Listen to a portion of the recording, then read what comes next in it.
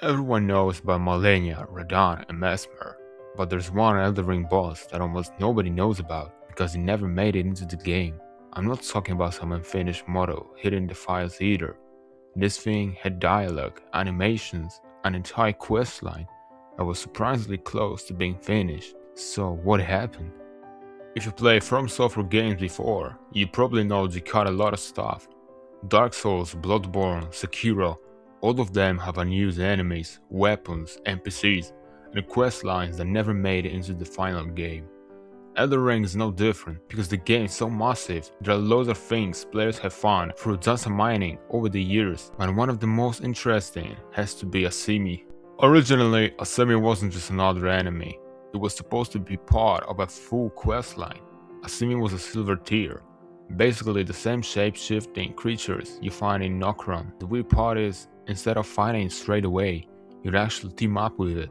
I beg of you, let me keep the life I've been granted. In exchange, I offer you power. As the quest went on, Asimi would slowly copy your appearance and even your abilities. Eventually, the idea was that you'd have to fight it, which is such a cool concept. Imagine spending 50 hours making the perfect build, only for the game to throw a version of itself right back at you. So why was it removed? The truth is, we don't actually know. FromSoftware has never explained why the quest was removed, but there are a couple of pretty good guesses. The biggest one is balancing, thinking about how many different builds exist in Elden Ring. Now, imagine trying to make one boss work against every single one of those. That sounds like a balancing nightmare. It also could just be a pacing issue. Elden Ring is already huge. There's a good chance they simply looked at everything they had and decided this quest wasn't worth keeping. That happens way more often in game development than people realize. What's really surprising is how complete it was. Data miners find dialogue, voice lines, animations, and quest events. This wasn't just an idea scribbled on a whiteboard somewhere. Someone at FromSoftware spent a lot of time making this quest, which honestly makes it even more disappointing that we never got to play it. But could it return? The answer is probably not.